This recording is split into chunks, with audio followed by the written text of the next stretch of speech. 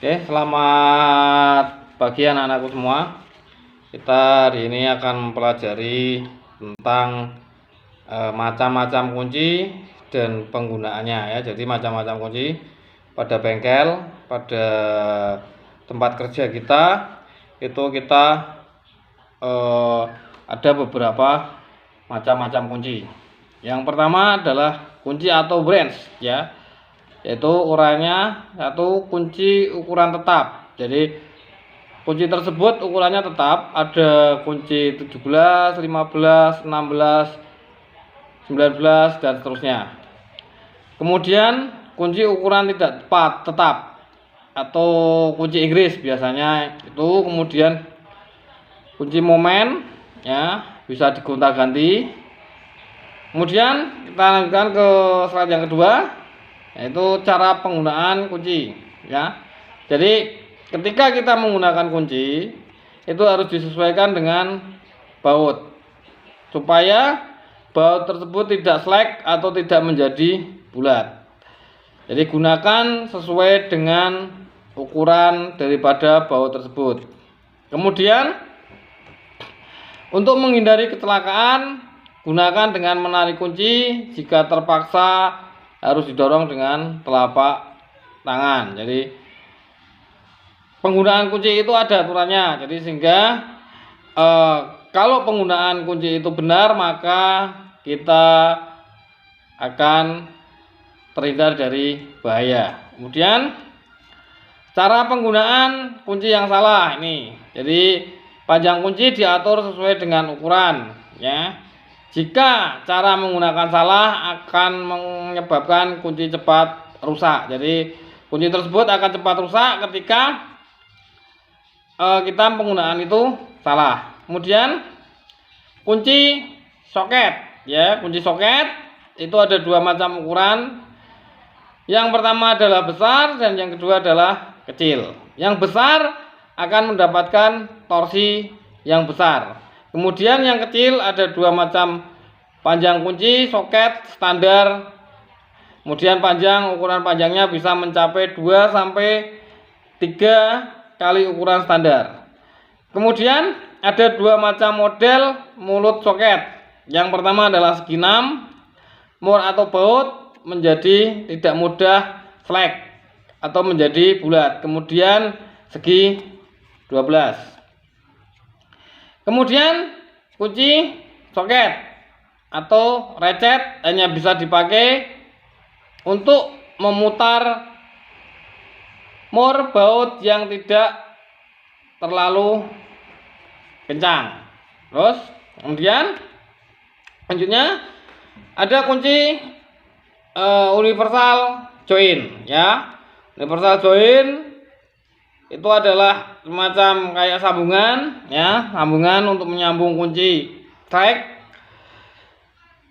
Pemakaian universal join yang pertama adalah jangan menggunakan alat ini jika perubahan sudutnya terlalu besar. Kalau perubahan sudutnya terlalu besar, maka jangan menggunakan universal join.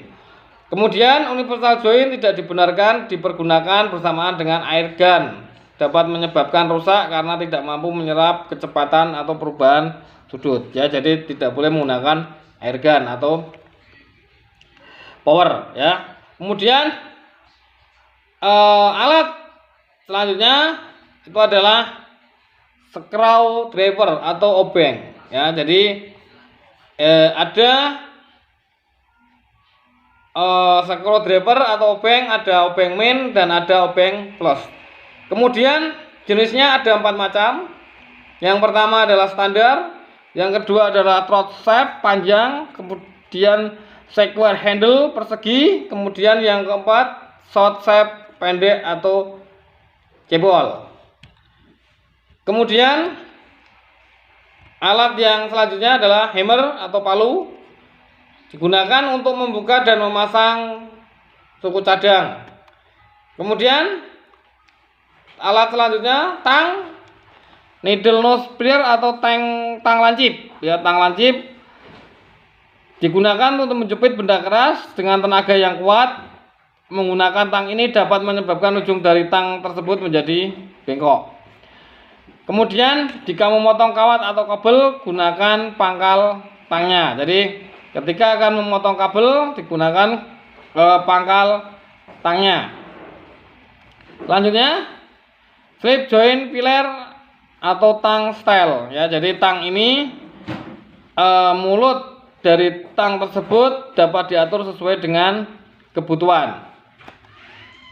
Kemudian selanjutnya adalah jack stand, ya, atau dongkrak buaya dan jack stand, garage jack dan safety stand, ya.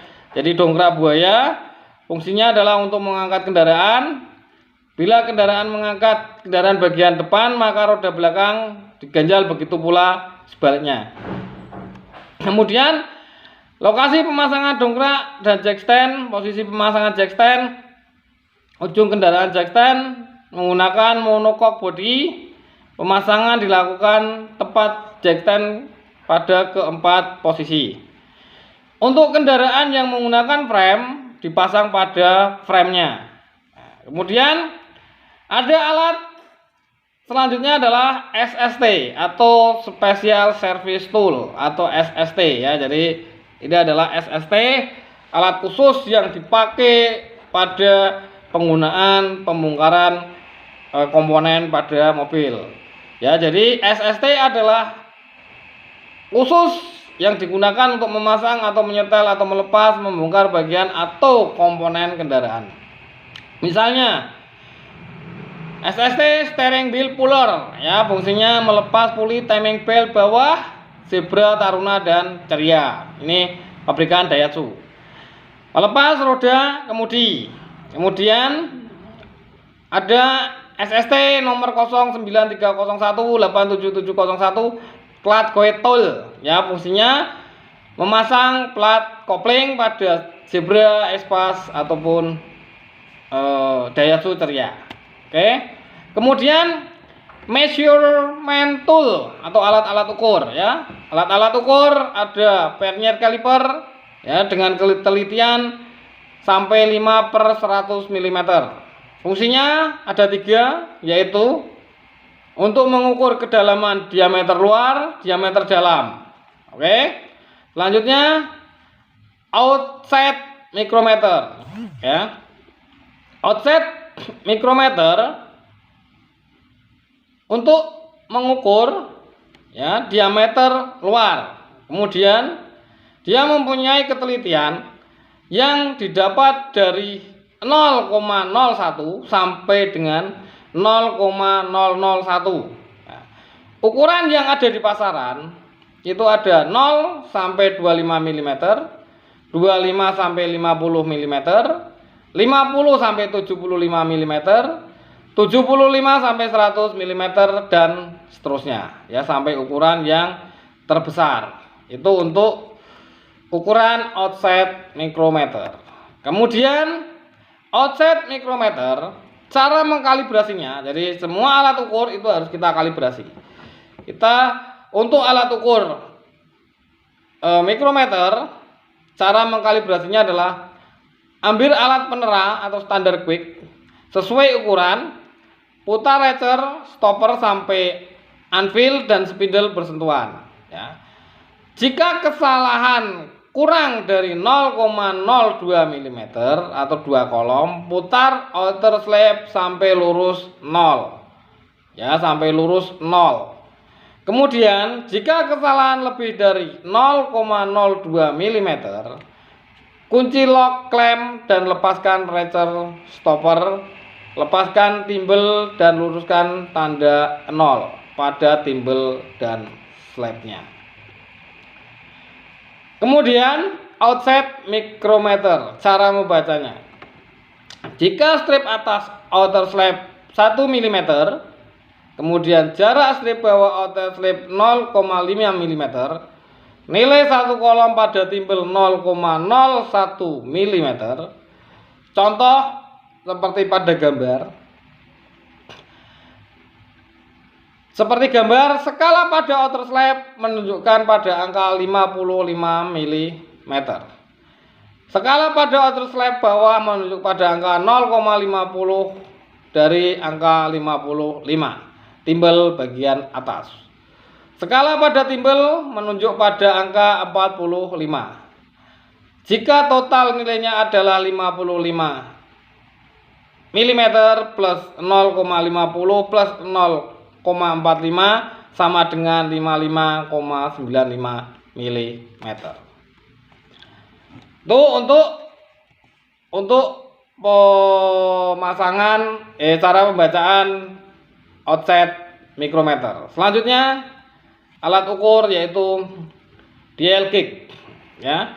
Dial gauge berfungsi untuk mengukur kerataan, untuk mengukur kebengkokan suatu poros atau kerataan suatu benda. Kemudian cara pembacaan dial.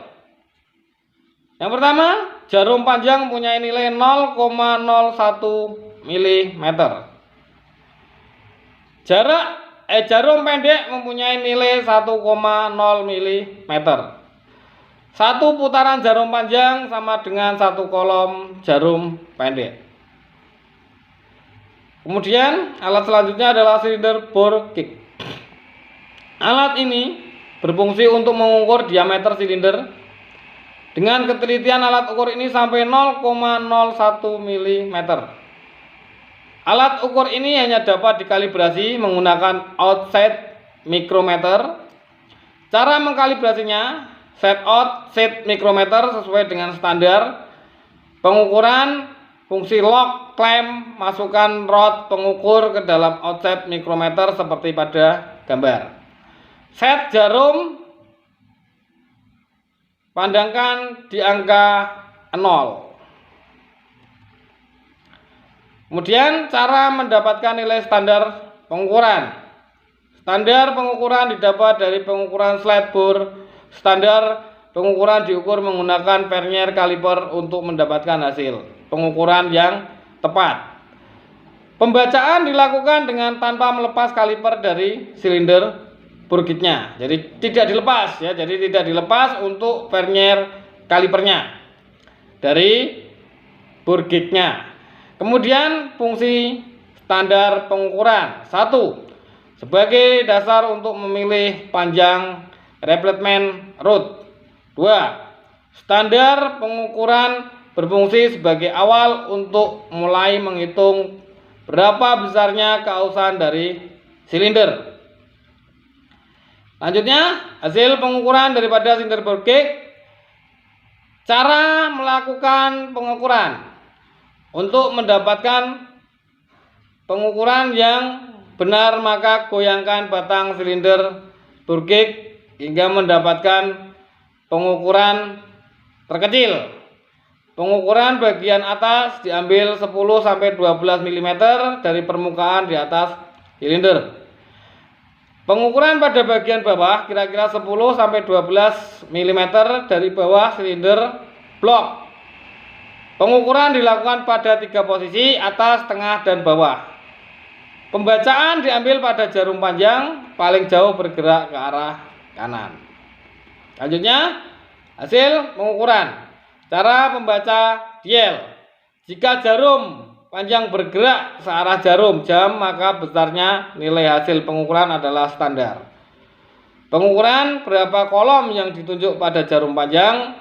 Jika jarum panjang bergerak berlawanan arah jarum jam, nilai pengukuran sama dengan standar pengukuran plus berapa kolom yang ditunjuk jarum panjang. Menentukan keovalan atau tirus. Keovalan ditentukan oleh selisih ukuran arah A dan B. Jika A tidak sama dengan B, maka silinder dinyatakan oval. Jika ukuran atas tidak sama dengan ukuran bawah, maka disebut tirus.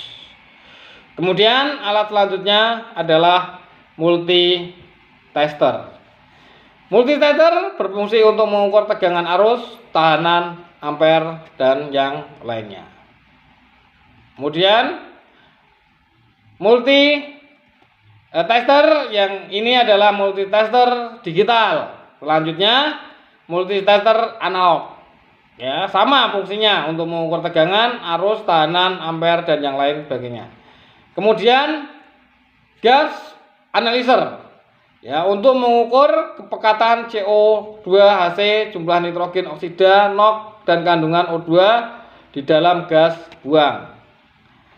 Selanjutnya intelligent tester atau scan ya. Jadi scan berfungsi untuk mendeteksi adanya kerusakan pada sistem kontrol elektronik EV, ABS, ECT, ITC, immobilizer.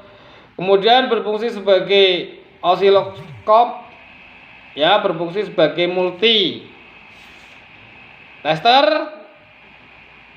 Kemudian untuk menghapus memori kesalahan pada sistem ECU untuk membaca kondisi kerja mesin ya. Jadi itu adalah beberapa alat ukur dari mekanik dan elektrik yang bisa saya sampaikan di kesempatan ini. Semoga apa yang saya sampaikan ini bermanfaat bagi kalian semua, dan tidak lupa saya ucapkan terima kasih. Assalamualaikum warahmatullahi wabarakatuh.